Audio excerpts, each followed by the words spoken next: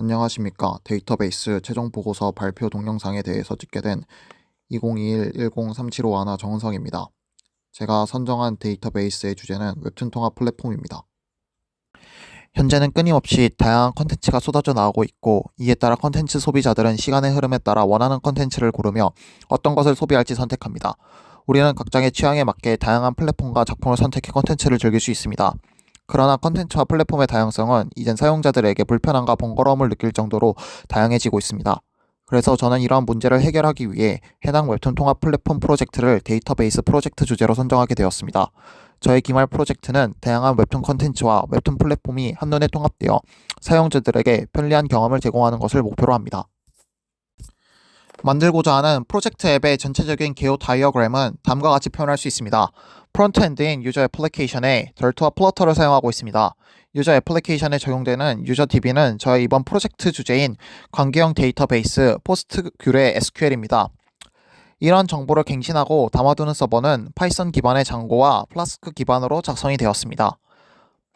해당 유저 DB에 웹툰 자체의 정보를 같이 저장하는 것은 일관성이 떨어지고 직관적인 구분이 부족하다고 생각하였습니다. 따라서 웹툰 자체의 정보를 크롤링해서 가져오는 Node.js 기반의 웹툰 전문 API와 크롤링한 데이터를 저장하는 비관계형 데이터베이스인 MongoDB가 따로 존재해 웹툰 정보를 저장하도록 하였습니다. 해당 과정에서 DB 정리 및 분석에 부족한 점을 추가적으로 메꿔주는 파이썬 서버가 추가적으로 존재하도록 설계하였습니다. 이렇게 앱의 전체적인 개요에 대해서 설명드렸습니다. 다시 한번 강조하고 싶은 것은 해당 프로젝트의 정말 중요한 유저 DB에는 이번 데이터베이스 프로젝트의 릴레이션 DB인 포스트그레 SQL을 넣고 설계했다는 점이 다시 말씀드리는 이번 프로젝트의 메인 주제라는 점을 말씀드리고 싶습니다. 저의 이번 프로젝트의 관계형 데이터베이스는 여러가지 차이로 비관계형 데이터베이스와는 다른 차이점을 확인할 수 있습니다. 포스트그레 SQL은 관계형 데이터베이스로 테이블 기반의 구조를 가지며 SQL을 사용하여 데이터를 처리합니다. 고정된 스키마를 갖추어 데이터 구조를 사전에 정의하고 복잡한 관계를 표현할 수 있습니다. ACID 특성을 보장하여 데이터의 일관성과 안전성을 유지합니다. MongoDB는 NoSQL 데이터베이스로 JSON 형태의 문서, 다큐멘트를 저장하여 스키마가 유동적이고 확장성이 매우 뛰어납니다. 다양한 형태의 데이터를 다룰 수 있으며 높은 처리량을 제공합니다. 몇몇 NoSQL 데이터베이스처럼 ACID 특성을 완전히 따르지 않을 수 있어 데이터 모델과 요구 상황에 따라 선택이 필요한 데이터베이스입니다. 데이터의 복잡성과 확장성을 고려하여 포스트그레 SQL은 관계형 데이터 모델을 필요로 하는 프로젝트에 MongoDB는 유연한 데이터 모델과 대용량 처리가 필요한 프로젝트에 적합한 선택이 될 수 있습니다. 따라서 유저 정보는 관계형 포스트그레 SQL을 사용하였고 웹툰 정보는 비관계형 데이터베이스인 MongoDB를 선택하였습니다. 저의 포스트그레 SQL에 저장된 릴레이션 기반의 데이터베이스 다이어그램을 ERD 클라우드를 사용하여 나타내었습니다. 다음과 같이 테이블끼리 다양한 관계를 지니며 그 중심에는 회원, 유저 테이블이 존재하고 있습니다. 가장 중심이 되는 회원 테이블입니다. 회원 테이블의 중심키는 멤버 아이디입니다. 자료형은 빅인트형입니다. 그 아래로는 로그인 아이디, 비밀번호, 생성일자, 수정일자, 쿠키 개수 등이 알맞은 자료형에 따라서 저장이 되어 있습니다. 다음 테이블로는 회원 구독 테이블이 있습니다. 기본 키는 구독 중인 컨텐츠 아이디가 있으며 자료형은 빅인트형입니다. 그 아래 최근의 에피소드 읽음 여부, 해당 컨텐츠 구독 여부, 컨텐츠 확인 여부, 외래키로는 회원 아이디, 에피소드 아이디, 웹툰 아이디 등이 존재합니다. 쿠키 사용 테이블에는 두 가지 테이블이 있습니다. 우선 쿠키 사용 기록 테이블에는 쿠키 사용 내역 아이디라고 하는 빅인트 자료형의 기본 키가 있습니다. 생성일자, 수정일자, 쿠키 사용량 등이 존재하며 외래키로는 회원 아이디, 에피소드 아이디가 있습니다. 다음으로 쿠키 충전 기록 테이블이 있습니다. 쿠키 충전 기록 아이디가 빅인트 자료형으로 기본 키를 이루고 있으며 쿠키 충전량, 생성일자, 수정일자, 구매 작품 목록, 지불 금액 등이 있으며 회원 아이디가 외래키로 존재합니다. 다음으로는 에피소드 테이블이 있습니다. 에피소드 테이블에는 에피소드 아이디가 빅인트 자료형으로 기본 키를 이루고 있으며 그 아래 제목, 내용, 추신, 생성일자, 수정일자, 조회수, 공개 상태, 필요한 쿠키량, 무료 공개일들이 있으며 외래키로는 웹툰 아이디가 있습니다. 다음으로는 게시판 게시글 테이블입니다. 게시판 테이블에는 게시판 번호가 빅인트 자료형으로 기본 키를 이루고 있으며 그 아래 파일 작성 여부, 사진 작성 여부, 게시판명, 게시판 페이지 수 등이 존재합니다. 외래키로 회원 아이디가 있습니다. 게시글 테이블에는 게시글 번호가 빅인트 자료형으로 기본 키를 이루고 있으며 그 아래 회원 번호, 제목, 날짜, 생성일자, 수정일자, 조회수, 그리고 게시판 번호가 외래키로 존재하고 있습니다. 댓글 테이블에도 두 가지 테이블이 존재하는데 우선 댓글 테이블입니다. 댓글 아이디가 빅인트 자료형으로 기본 키로 존재합니다.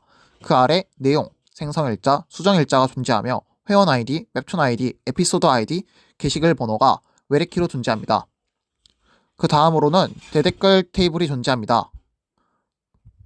대댓글 아이디가 빅인트 자료형으로 기본 키를 구성하며 내용, 생성일자, 수정일자가 존재합니다. 댓글 아이디와 회원 아이디가 외래키로 해당 대댓글 테이블을 구성하고 있습니다. 다음으로는 웹툰 테이블입니다. 우선 웹툰 테이블은 웹툰 아이디가 빅인트 자료형으로 기본 키를 이루고 있으며 생성일자, 수정일자, 제목, 썸네일, 설명, 현재 상태들이 해당 테이블을 구성하고 있습니다. 그 아래로는 추천 테이블이 있습니다. 추천 테이블은 추천 웹툰 아이디가 빅인트 자료형으로 기본형을 이루고 있으며 생성일자, 수정일자, 웹툰 아이디가 존재합니다. 웹툰 아이디는 외래키로 존재하고 있습니다. 초기 테이블 구조에서 Subscribe 메뉴 테이블은 여러 정보를 담고 있었습니다. 해당 테이블에서 제2정규형에 대한 문제점이 있었습니다. 제2정규형은 부분적 함수 종속성을 없애는 것으로 해당 부분적 함수 종속성을 해결한 테이블은 다음과 같습니다. 제2정규화를 적용하기 위해 Subscribe 메뉴 테이블을 구독 중인 컨텐츠 아이디를 기본키로 설정하고 나머지 컬럼들은 이를 기준으로 의존하도록 변경되었습니다. 분리된 테이블 Subscribe 메뉴 매핑은 Subscribe 메뉴와의 관계를 나타냅니다. Subscribe 메뉴의 기본 키인 구독 중인 컨텐츠 아이디를 외래키로 참조하여 필요한 다른 정보들을 추가로 관리합니다. 이렇게 테이블을 분리하고 정교함으로써 데이터 중복이 줄어들고 의미 있는 관계를 표현할 수 있게 됩니다.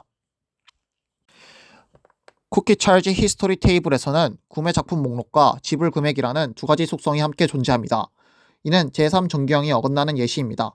여기서 구매 작품 목록이라는 속성에 의해 지불 금액이 결정되기 때문에 이 두 속성은 서로 종속적인 관계에 있습니다. 기본 키 이외에 서로 종속적인 관계에 있기 때문에 이는 제3정규형에서 어긋나는 예시입니다. 제3정규형에서는 이러한 종속성을 피하기 위해 테이블을 분리하게 됩니다. 쿠키 찰지 히스토리 테이블은 쿠키 찰지 히스토리에서 구매 작품 목록과 관련된 부분을 분리하여 만들었습니다. 이 테이블은 쿠키 충전 기록 아이디, 쿠키 충전량, 생성일자, 수정일자, 회원 아이디와 같은 기본적인 정보만 가지고 있습니다.